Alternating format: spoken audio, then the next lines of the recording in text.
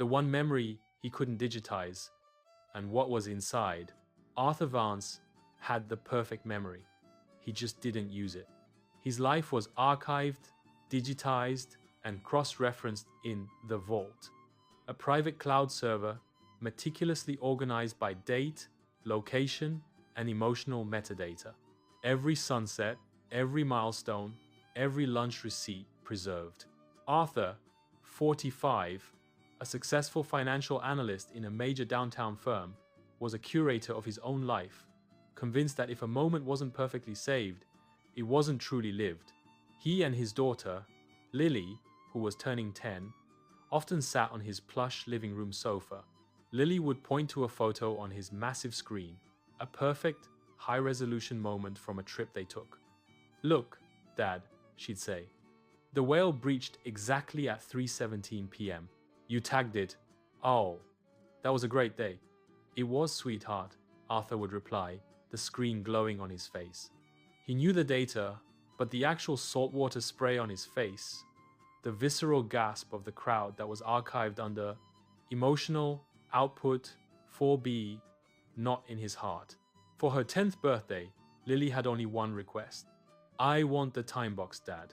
The time box was a small, dusty, mahogany chest kept on a high shelf in his unused study. It was the only physical collection Arthur still owned, the one thing he hadn't digitized. He'd told Lily it contained the single most important memory he had ever chosen to keep the original, non-digitized artifact of the moment he first truly understood what love was. "The key is lost, honey," Arthur would lie. "Find it," she said simply, the day before her birthday. "The best memory. I want to hold it." Arthur felt a spike of panic. He had to find that key. He knew exactly where it was supposed to be, in a tiny velvet pouch labeled "Physical Keys Important" in the vault. Except the vault was digital. He had to find the physical key for the physical key box. His frantic search began. He ransacked the house, tearing through junk drawers he hadn't touched in a decade. He found a stack of old vinyl records, the music his late wife, Clara, loved. He hadn't played them since he got the lossless digital files. He found a jar of mismatched buttons, the remnants of a sewing project Clara had teased him about. He found a worn leather bookmark from a novel he couldn't remember reading, tucked into a box marked "Books, Completed, 2015. As the hours passed, Arthur wasn't just searching the house, he was excavating his forgotten life. The digital Arthur was calm and organized. The physical Arthur was sweating, covered in dust, and lost in the sheer, chaotic messiness of a life actually lived. Finally, under the bottom of an old bird cage labeled "Feather, Dust, 2018, he felt a small, hard object.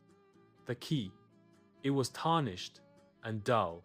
His hands shaking, he carried the time box into the living room and placed it on the coffee table beside Lily. The moment felt intensely cinematic, the climax of a 10-year lie. Lily didn't ask him to open it.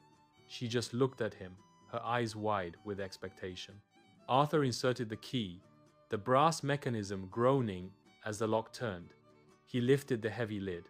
Lily leaned forward, expecting a dazzling, irreplaceable photo, maybe a baby picture of her, or a wedding shot.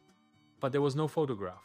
Inside, on a cushion of dried velvet, was a small, folded piece of paper, the kind you'd find on a kitchen counter. Arthur picked it up. His hands trembled as he unfolded it. The note was in Clara's elegant, looping handwriting. It wasn't a love letter, it was a list. 1. Buy milk. 2. Take out trash. 3. Stop trying to capture everything. 4. Just exist. Arthur stared at the fourth line. Just exist. He remembered the day, a decade ago, they were having coffee when he, then obsessed with early digital archiving, had reached for his phone to snap a picture of her laughing in the morning light. She had gently put her hand over the lens, written that note, and told him that moment, right then, was not for his hard drive, it was for his mind, but he had immediately categorized the note, folded it, and placed it in the only place he felt safe, the time box, forgetting the actual feeling of her hand over the lens. He had archived the artifact, but lost the instruction. Arthur looked up at Lily, who was now holding his hand. "What is it, Dad?" she asked.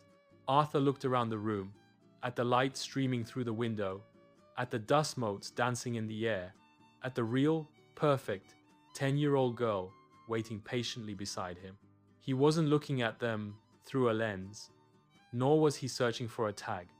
He was just there. "It's not a memory, Lily," Arthur whispered, crushing the note gently in his hand. "It's a compass, and it points only to where we are right now." He didn't save the moment. He finally lived it. Moral of the story: the greatest truth of life is that the moment you try to perfectly archive your happiness, you often lose the ability to truly feel it. Stop curating your life and start living it.